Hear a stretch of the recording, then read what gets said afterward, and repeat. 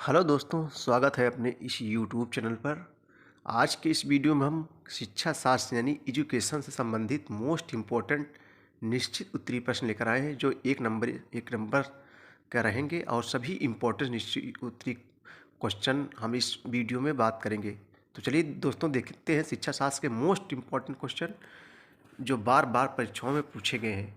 पहला क्वेश्चन आपके सामने है कि जो है बुद्धि की एक संक्षिप्त परिभाषा दीजिए। तो बच्चों देखो, सब कुछ जितने भी क्वेश्चन सब परीक्षाओं में पूछे गए हैं, तो टर्मन के अनुसार एक लेखक है, टर्मन के अनुसार बुद्धि अमूर्त विचारों के विषय में सोचने की क्या है बच्चों, योग्यता है।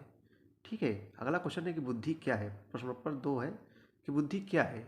बुद्धि व्यक्ति की संपूर्ण व्यक्तियों का योग या सार्वभौमिक योग्यता है, जिसके द्वारा वह उद्देश्यपूर्ण कार्य करता है, तर्कपूर्ण ढंग से सोचता है तथा प्रभावी ढंग से वातावरण के साथ संपर्क स्थापित करता है।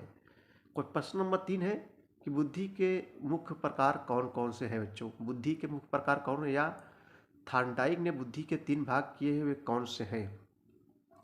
तो गैरट तथा थार्नडाइक ने बुद्धि के 3 प्रकार या भाग निर्धारित किए हैं। पहला है मूर्त बुद्धि, नंबर 2 अमूर्त बुद्धि, नंबर 3 सामाजिक बुद्धि। ठीक है बच्चों, चलिए अगला क्वेश्चन भाई हम लोग देखेंगे। अगला क्वेश्चन आपके सामने है, दिया गया है भाई। प्रश्न नंबर 4 है, बुद्धि की व्याख्या के लिए कौन कौन से सिद्धांत प्रस्तुत किए गए हैं। तो दोस्तों, बुद्धि के लिए 4 सिद्धांत महत्वपूर्ण है। पहला है एक खंडी सिद्धांत, दूसरा है 2 खंडों का सिद्धांत, नंबर 3 है बहुखंड का सिद्धांत, चौथा है मात्रा का सिद्धांत। पांचवा क्वेश्चन है दोस्तों, बुद्धि के एक सत्तात्मक सिद्धांत के समर्थक कौन थे। तो उत्तर देखेंगे, बुद्धि के एक सत्तात्मक सिद्धांत या एक खंडीय सिद्धांत का समर्थक बिने, टर्मन तथा स्टर्नर किया है। अगला क्वेश्चन देखेंगे हम लोग, बुद्धि के द्विकारक सिद्धांत का प्रतिपादन किसने किया। तो बच्चों, बुद्धि के द्विकारक सिद्धांत का प्रतिपादन स्पीयरमैन ने जो है किया है। देखो, सब परीक्षाओं में जो है पूछे गए हैं क्वेश्चन। बुद्धि 4 तत्वों का समूह है, किसने कहा। तो वुडवर्थ ने कहा है। किसने, वुडवर्थ ने कहा है कि बुद्धि जो है 4 तत्वों का क्या है, एक समूह है। अगला क्वेश्चन देखेंगे, आपके सामने है भाई, प्रथम विश्व युद्ध के समय किस प्रकार के बुद्धि परीक्षणों का जन्म हुआ। तो बच्चों, जो प्रथम विश्व युद्ध के समय मुख्य रूप से शाब्दिक समूह बुद्धि परीक्षणों का जन्म हुआ, और इनके जो है उदाहरण है आर्मी अल्फा और आर्मी बीटा परीक्षण। चलिए शिक्षा शास्त्र के अगला क्वेश्चन की ओर चलेंगे हम लोग। अगला क्वेश्चन बच्चों जो मोस्ट इंपॉर्टेंस है, सब क्वेश्चन परीक्षाओं में देखो पूछे गए हैं। ठीक है। बुद्धि लब्धि का ज्ञात करने का सूत्र क्या है, यह देगा। बुद्धि लब्धि कैसे निकाली जाती है। तो बुद्धि लब्धि निम्नलिखित सूत्र द्वारा निकाली जाती है बच्चों। बुद्धि लब्धि बराबर मानसिक आय बटे वास्तविक आय गुणे 100 से क्या कर देंगे, गुणा कर देंगे। ठीक है, तब निकल आएगा। बुद्धि लब्धि सूत्र के निर्माता कौन है। तो बुद्धि लब्धि सूत्र के निर्माता जो है टर्मन जी है। अगला क्वेश्चन है कि प्रक्षेपण विधि से बुद्धि का मापन किया जाता है, यह कथन सत्य है या असत्य है। तो प्रस्तुत कथन जो है क्या है बच्चों, असत्य है। ठीक है, क्या है, असत्य है। प्रश्न 12 है, मानसिक आय तथा बुद्धि लब्धि पर्यायवाची है, प्रस्तुत कथन सत्य है या असत्य। तो प्रस्तुत कथन बच्चों क्या है, असत्य है। ठीक है, क्या है, असत्य है। आगे देखेंगे क्वेश्चन हम लोग जो है, मंद बुद्धि बालक की बुद्धि लब्धि लिखिए। तो अत्यंत मंद बालक की जो बुद्धि लब्धि होती है 70 से 79 होती है, तथा मंद समान बालक की जो है बुद्धि लब्धि 80 से 79 होती है। किसने कहा कि बुद्धि 7 प्राथमिक योग्यताओं का समूह है। तो लुईस थर्स्टन ने कहा कि जो है बुद्धि 7 प्राथमिक योग्यताओं का समूह है। चलिए दोस्तों, अगला क्वेश्चन हम लोग देखेंगे, निश्चित उत्तरी व्यक्ति की एक स्पष्ट परिभाषा दीजिए बच्चों। व्यक्तित्व क्या है। तो आलपोर्ट के अनुसार व्यक्तित्व व्यक्ति के उन मनोशारीरिक संस्थानों का गयात्मक संगठन है जो वातावरण के साथ जो है उसके अनूठे समायोजन को निर्धारित करता है। अगला क्वेश्चन है, किस विद्वान ने व्यक्तित्व का वर्गीकरण शारीरिक संरचना के आधार पर किया। तो क्रेसमर नामक विद्वान ने व्यक्तित्व का वर्गीकरण शारीरिक संरचना के आधार पर किया है।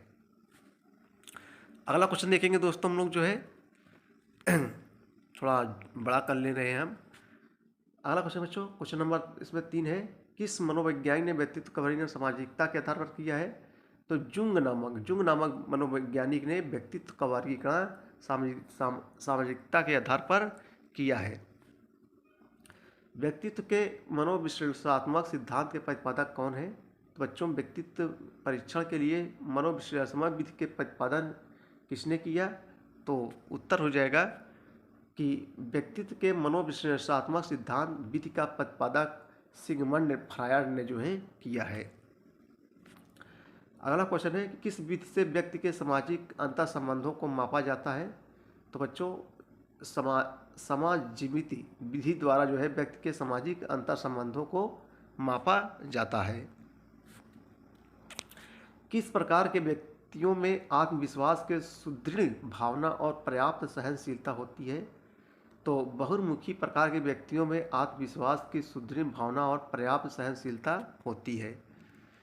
चलिए अगला क्वेश्चन हम लोग देखेंगे। प्रासंगिक अंतर्बोध परीक्षण का संबंध किस प्रकार के परीक्षण से है? तो प्रासंगिक अंतर्बोध परीक्षण का संबंध व्यक्तित्व परीक्षण से संबंधित है। नेक्स्ट क्वेश्चन है कि विषयगत मन परीक्षण, कथा संस्कार परीक्षण, टीएटी व्यक्तित्व परीक्षण की किस विधि से है संबंधित है?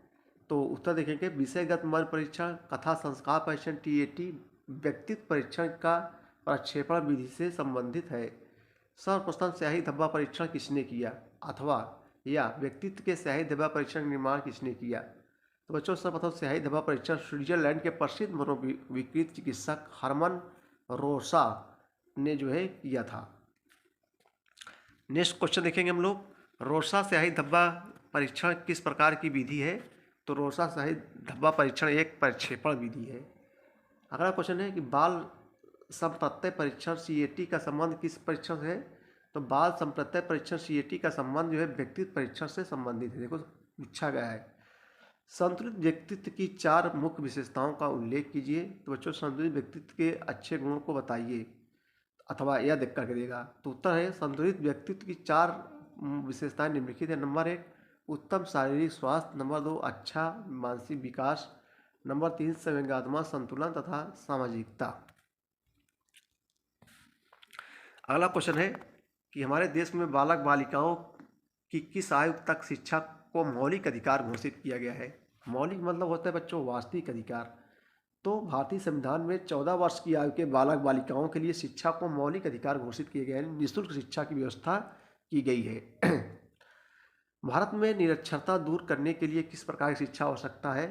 तो भारत में निरक्षरता दूर करने के लिए, यानी ज़्यादा से ज़्यादा जो पढ़े लिखे लोग हों, अनपढ़ लोग ना हो, अनिवार्य प्राथमिक शिक्षा तथा प्रौढ़ शिक्षा की आवश्यकता है।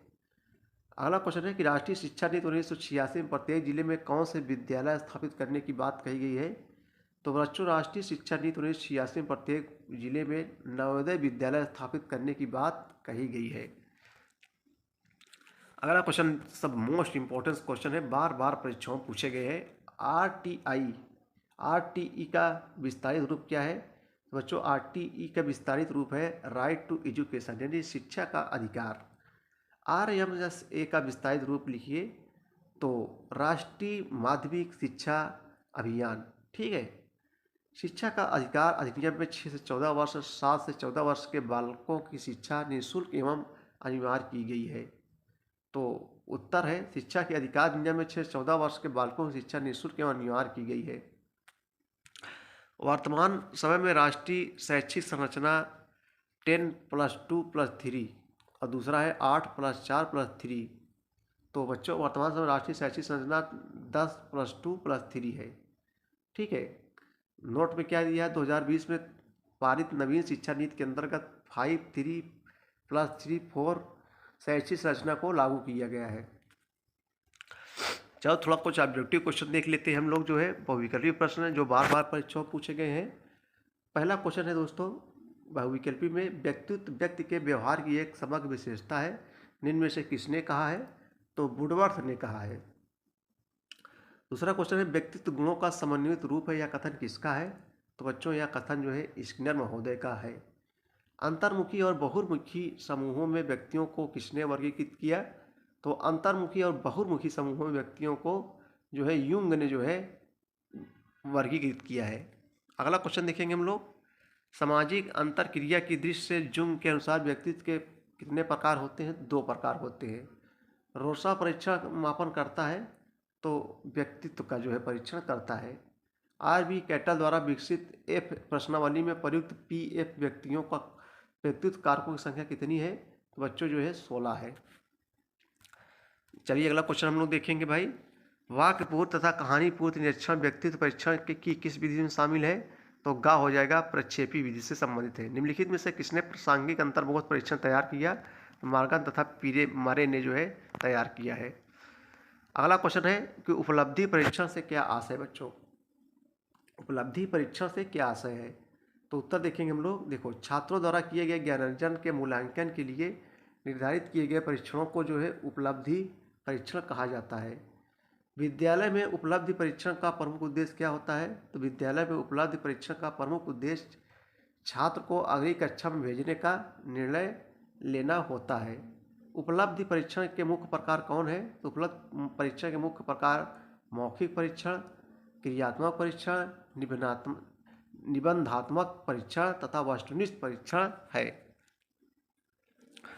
कौन सा परीक्षण उपलब्धि परीक्षण का प्राचीनतम प्रकार है? तो मौखिक परीक्षण जो है उपलब्धि परीक्षण का जो है प्राचीनतम प्रकार है। किस परीक्षा प्रणाली में विद्यार्थी प्रश्नों का उत्तर निबंध के रूप में देते हैं? तो बच्चों, निबंधात्मक परीक्षण के अंतर्गत विद्यार्थी प्रश्नों के उत्तर निबंध के रूप में देते हैं। अगला क्वेश्चन है, किस प्रकार के प्रश्नों हेतु विस्तृत उत्तर लिखे जाते हैं? तो कुछ प्रश्न ऐसे होते हैं जिनके द्वारा छात्रों के दृष्टिकोण, लेखन शैली, भाषा के ज्ञान तथा लेखन गति आदि का जानना होता है। ऐसे प्रश्नों को के विस्तृत उत्तर लिखना आवश्यक होता है। निम्न सूत्र से क्या निकालते हैं? तो शिक्षा लब्धि बराबर ज्ञान आयु बटे वास्तविक आयु गुणे 100। इस सूत्र से शिक्षा लब्धि ज्ञात करते हैं। विश्वसनीयता और वैधता किस प्रकार का परीक्षण का मुख्य विशेषता है? तो विश्वसनीयता और वैधता वस्तुनिष्ठ परीक्षणों का विशेषता है। चलिए अगला क्वेश्चन हम लोग देखेंगे, जो बहुविकल्पी क्वेश्चन देखेंगे हम लोग। बुद्धि कार्य करने की एक विधि है या किसकी परिभाषा है? तो बच्चों, यह जो है वुडवर्थ की जो है परिभाषा है। प्रथम बिने साइमन बुद्धि परीक्षण की शुरुआत हुई थी? तो सन 1905 ईस्वी में शुरुआत हुई थी। सही जवाब घा हो जाएगा। 70 से 80 बुद्धि लब्धि वाला व्यक्ति क्या कहलाता है? तो दुर्बल बुद्धि कहलाता है। अगला क्वेश्चन देखेंगे हम लोग दोस्तों, निम्न में से बुद्धि के द्वितत्व सिद्धांत के प्रतिपादक कौन है? तो सही जवाब क्या हो जाएगा? गा हो जाएगा, स्पीयरमैन हो जाएगा। बुद्धि के बहुतत्व सिद्धांत प्रतिपादक निम्न में कौन है? तो गा हो जाएगा, थर्स्टन हो जाएगा। अगला क्वेश्चन देखेंगे हम लोग, जो है समान बुद्धि के बालक की बुद्धि लब्धि कितनी होती है? तो बच्चों जो है होती है 90 से 110। उत्कृष्ट बुद्धि के बालक की बुद्धि लब्धि कितनी होती है? तो 110 से 120। 110 से 120 यानी जो है यहाँ घा हो जाएगा। चलिए अगले क्वेश्चन की ओर हम लोग चलेंगे दोस्तों। एकदम मस्त रहे, एकदम मस्ती से पढ़ो, जो है कोई टेंशन नहीं। टेंशन करोगे तो आपको मज़ा नहीं आएगा। प्रतिभाशाली जो है जीनस बालक की बुद्धि लब्धि कितनी होती है? तो 140 से अधिक होती है। यहाँ सही जवाब जो है घा पे जाएगा, राइट आंसर क्वेश्चन। चलिए दोस्तों अगले क्वेश्चन की ओर हम लोग चलते हैं। एक बालक की मानसिक आयु यानी 12 वर्ष है तथा उसकी शारीरिक आयु ये 16 वर्ष है, तो उसकी बुद्धि लब्धि IQ कितनी होगी? तो बच्चों होगी यहाँ जो है 75 होगी। सही जवाब खा पे जाएगा। अगला क्वेश्चन चलेंगे, एक बालक की मानसिक आयु में 15 वर्ष है तथा उसकी वास्तविक आयु CT 12 वर्ष है, तो उसकी बुद्धि लब्धि IQ कितनी होगी? तो भैया जो है 125 होगी। ठीक है। चलिए दोस्तों अगला क्वेश्चन हम चलते हैं भाई। बुद्धि लब्धि गणना का जो है सही सूत्र क्या है? तो बच्चों क्या हो जाएगा? सही जवाब का हो जाएगा, मानसिक आयु बटे वास्तविक आयु गुणे 100 से गुणा कर देंगे। ठीक है। चलिए फिर से चलिए अगला क्वेश्चन देखें। निश्चित उत्तरी प्रश्न, बुद्धि की एक संक्षिप्त परिभाषा लिखिए। चलिए बच्चों, बुद्धि की एक संक्षिप्त परिभाषा लिखना है, तो क्या लिखेंगे हम लोग? टर्मन के अनुसार। किसके अनुसार? टर्मन के अनुसार बुद्धि अमूर्त विचारों के विषय में सोचने की एक योग्यता है। बुद्धि क्या है? तो बुद्धि व्यक्ति की संपूर्ण व्यक्तियों का योग सार्वभौमिक योग्यता है, जिसके द्वारा वह जो है उद्देश्यपूर्ण कार्य करता है, तर्कपूर्ण ढंग से सोचता है तथा प्रभावी ढंग से वातावरण के साथ संपर्क स्थापित करता है। नेक्स्ट क्वेश्चन है कि बुद्धि के मुख्य प्रकार कौन से हैं, या थार्नाइट ने बुद्धि के 3 भाग किए हैं, वे कौन से हैं? तो बच्चों गैरेट तथा थार्नाइट ने बुद्धि को 3 भागों में निर्धारित किया है। कौन कौन? मूर्त बुद्धि, अमूर्त बुद्धि तथा सामाजिक बुद्धि। कौन कौन? मूर्त बुद्धि, अमूर्त बुद्धि तथा सामाजिक बुद्धि। अगला क्वेश्चन है कि जो है बुद्धि की व्याख्या के लिए कौन कौन सिद्धांत प्रस्तुत किए गए हैं। तो बच्चों जो है एक खंडी सिद्धांत, 2 खंडों का सिद्धांत, बहुखंडों का सिद्धांत तथा मात्रा सिद्धांत का जो है प्रतिपादन किया गया है। अगला क्वेश्चन देखेंगे आज का जो है लास्ट क्वेश्चन बच्चों कि बुद्धि के एक सत्तात्मक सिद्धांत के समर्थक कौन थे। तो बुद्धि के एक सत्तात्मक सिद्धांत या एक खंडी सिद्धांत का समर्थक विने, टर्मन तथा स्टर्नर ने जो है किया था। तो बच्चों ये थे शिक्षा शास्त्र के मोस्ट इम्पोर्टेंट जो है निश्चित उत्तरीय प्रश्न जो बोर्ड परीक्षा 2023 के लिए वेरी इंपॉर्टेंस रहेगा। वीडियो देखने के बहुत बहुत धन्यवाद। Thank you.